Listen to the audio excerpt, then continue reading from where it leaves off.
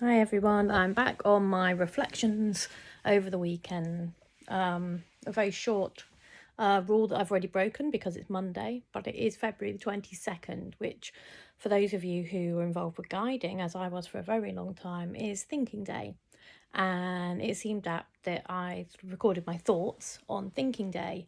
And I'm not here at this moment to apportion blame or talk in detail about the ins and outs of what happened and why I left guiding, but it did leave me very disappointed and very sour over my treatment. I am going to talk about guiding today because thinking day is a chance to reflect, but also just to talk of these sessions. I am 7 sessions in of an 8 session therapy, and I've really enjoyed it. It's really helped me move on, and I think I've always felt one step away from breakdown, and since doing these sessions I really do feel 3 steps away. I feel like I know how to combat my depression and my anxiety. I know my triggers, and I know how to accept how I'm feeling, how I behave. I know and I know my shit, I know my stuff. I don't just sit and not do anything. I take the concepts on board, I learn, and I find things that work. But I do research. I love reading about health things, and oh, sorry, I'll be getting COVID. And that's that. So, oh, new hair, new glasses. Just acknowledge that.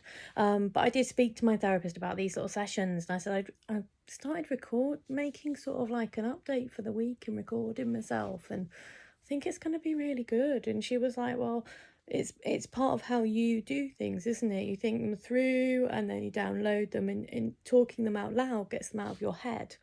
I don't know what I'm going to do with them yet, whether I'm going to keep them on my phone and just look at them every now and again. I'll probably stick them on YouTube, and if there's anyone who wants to listen to me waffle on about mental health and my life and my story, you're welcome to. But yeah, I was thinking back. I left guiding sort of under a cloud, really. I was suspended. I was going through some really, really, really difficult stuff, and this organisation that I'd put my faith and my whole self and my being into for such a long time, the things it stood for, and sort of the common and shared beliefs, really let me down. And I think the thing that you're going to see a cat. The thing that let me down the most was when I was trying to explain my mental health and to have that mocked, and to have your mental health mocked by someone quite senior, sort of at a county level, when you're trying to explain why you made a mistake, and why your performance wasn't as good as it normally was. Um, I suppose try and talk your way out of having a target on your back. You could put it that way, but I was under a lot of scrutiny, and I was trying to explain. And I think I realised I'm not very good at explaining about anxiety, and I think because I was still gripped very much with depression, anxiety at that time. But yeah, it really, really hurt, and it stuck with me, and that's the reason I don't want to go back. I also think that about 15 years ago within Girl Guiding, they made this really great leap forward, and they realised that that women don't just have leisure time anymore. They work, they have families, so they come to guiding as sort of a little bit of an hour and a half of their time, and they can't spend hours planning, and they can't spend hours bookkeeping and doing everything else, and they've got rid of quite a lot of unnecessary paperwork that without putting the girls at danger. And I know technology has moved forward, but this move now towards the sort of almost a curriculum that guiding has, and the weekly updates, and having to go on a computer system, update weekly, it's going to put a lot of people off. It's certainly not a place I want to be, that kind of sort of regime where you're checked in on to see if you're if you're updating a system, and if you're running, like I was, 3 different groups over 2 nights. Nah. anxiety wouldn't let me do it anyway. I actually had my suspension reversed and via investigation, but there was no apology and there was nothing. And like I said, to be smirked at and belittled over your mental health is horrible. And I think guiding is we'll lose people, we'll lose a lot of good volunteers just because of this new way of doing things. However, with lockdown, it may have changed. I don't know. I've not been in for a while. But it is thinking day. And one thing I think you need to be able to learn, and a skill you need to be able to learn so you can process and be strong in your mental health, is the fact that you accept what you did wrong, and you have to come to peace with it. I'll always be salty. I gave 22 really, really good years. The last two weren't. And you make your promise, you say, I promise I will do my best. And, I always said it's an important order. And I was still doing my best. I was just under this incredible strain. And this organisation I loved and I'd put my heart into and I'd looked for support from was constantly letting me down. And I became targeted and eventually it was a matter over sticking a photo up on the guide Facebook page, and because I hadn't updated an online system, or I was trying to do it on my phone because at the time I didn't have any Wi-Fi, so I was just using my phone, and the permission hadn't stuck. It's the system they use isn't very good for mobile phones. Anyway, just to give you some background, I left guiding amidst the fact that I'd had a marriage breakdown. I was severely depressed. I'd had problems with my landlady, to the point where she decided to take me to court.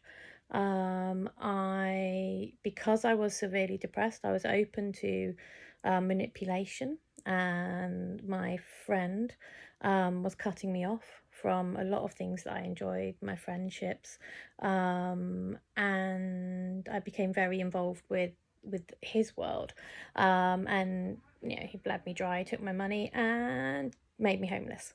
Then, for a short time, I was on somebody's sofa, but they spent a lot of time telling me how much of a bad housemate I was, how much I was disturbing their husband who were at night, how they could see how people had trouble living with me, all this kind of stuff. So I was really, really struggling with my self-worth. My business was doing very badly. I was, getting shit rained on me from all over. On top of that, I was being bullied in the not bullied, that's wrong. I was being bullied out of the Coast Guard. It was I was the only girl, and it was, it was very boys club. And I'm still to this day they're not very happy with me because I did report it, and I don't know if anything was done about it, but yeah, I was sent to Coventry and I was bullied out. I actually walked out in a big EastEnders moment. So I'd lost a lot of things that I loved, and I was living in a flat that I couldn't afford. I couldn't afford the heating. It was one of those key things. I had no Wi-Fi. I only cooked when the kids were around. It was a dire time. Now I should say I was supported a lot by my family, and I was able to reach out to some support services and things like that.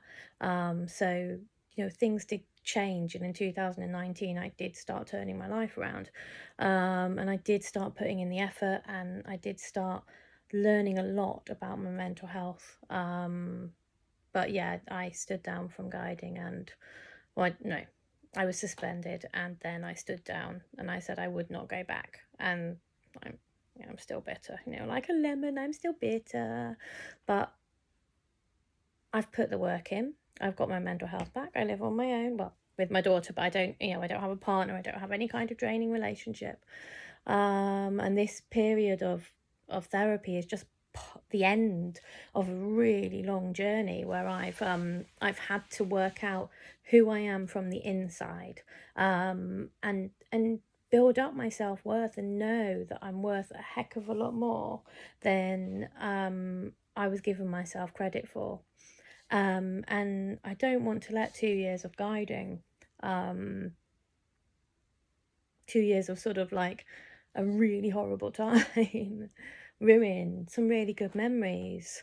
And so I'm using Thinking Day as a prompt really to think about, the best friends that I've made through guiding, the wacky experiences, the times where I've laughed till I've cried from my eyes and my bladder. And, the remarkable and wonderful girls and young women I met. I don't know whether I would like to say I inspired, but I don't think I did. I loved guiding as a guide. I carried on as a young leader. When I moved to university, I knew I had a ready-made family up here because I just had to find the closest guiding group. And yeah, and I've had a lot of bloody good times with it, really have. And I don't want, a difficult period in my life to sully that. But I did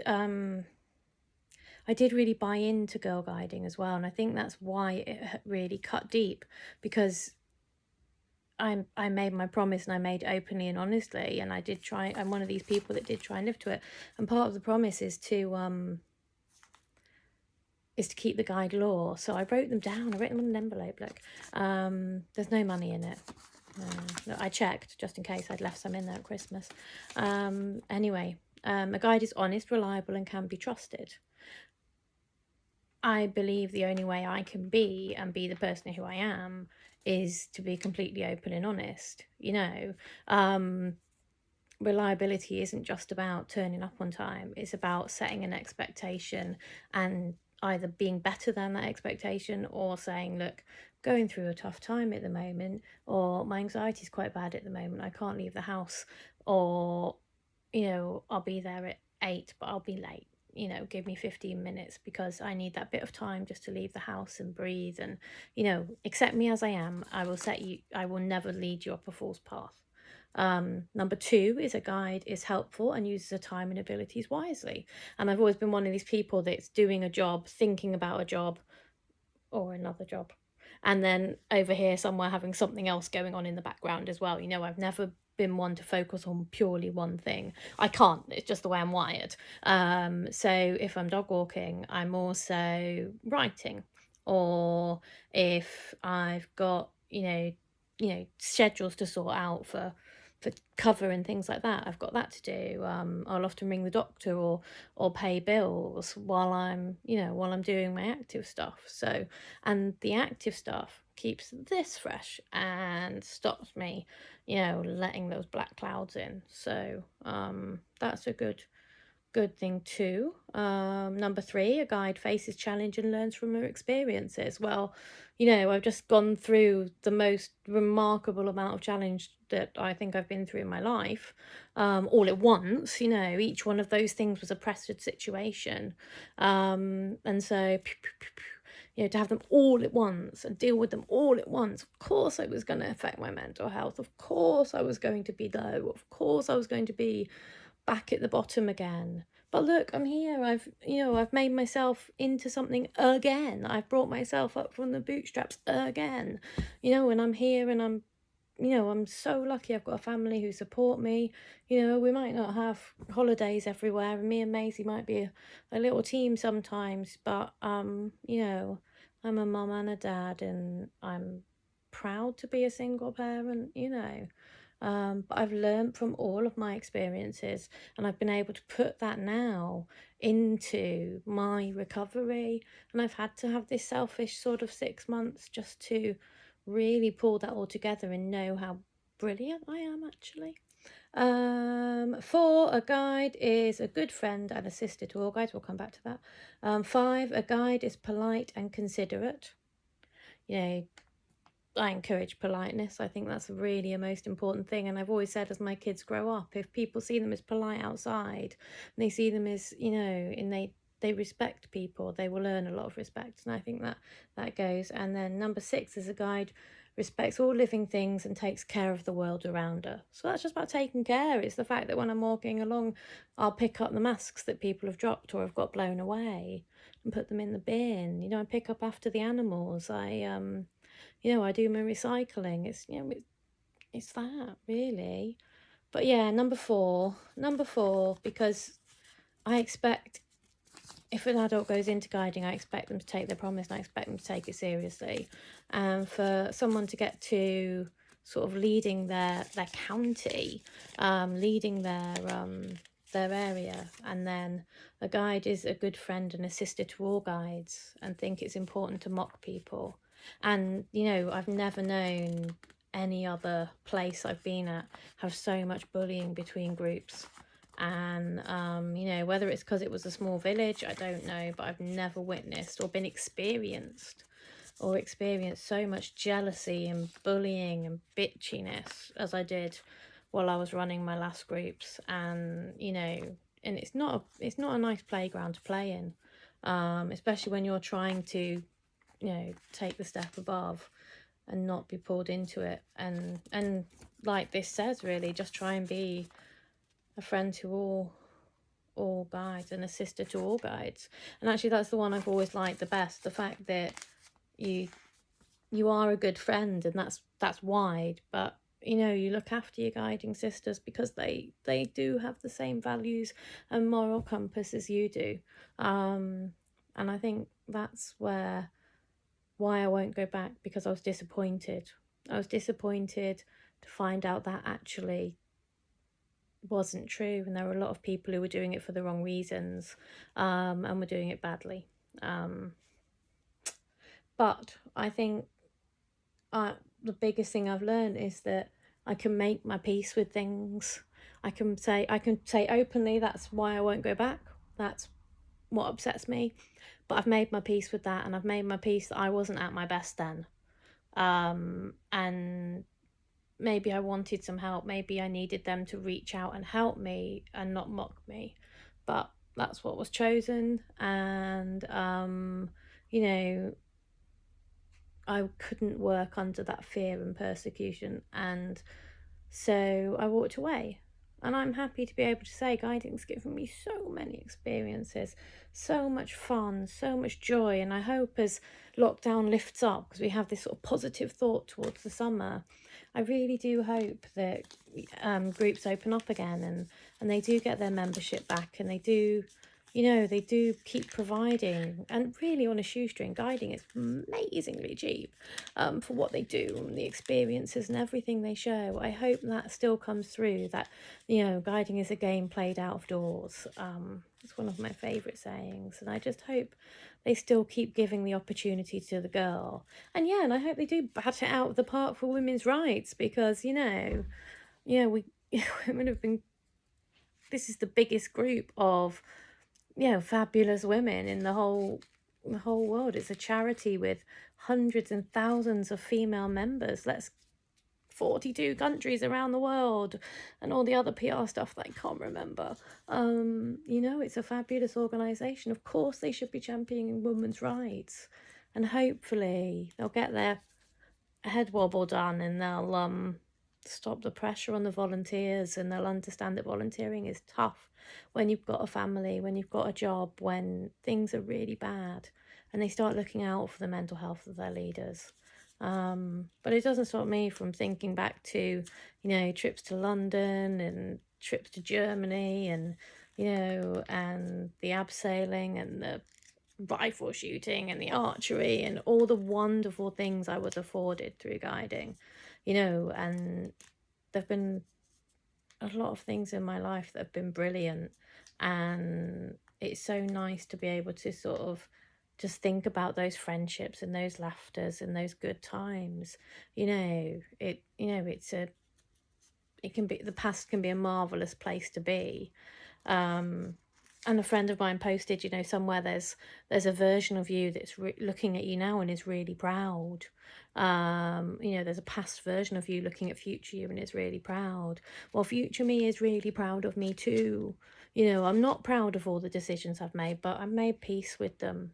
You can't live in that regret. You can't live in that past. It does eat you up. I've had to learn, who I am again. I've had to learn how fucking awesome I am, and I have to take that new confidence now into the future, which means putting to bed my past. And I think 20 minutes in, that's the lesson of the day and where I want to leave it. You know, this is the one life. So, you know, just don't forget who you are inside and how brilliant you are, because that's the important bit.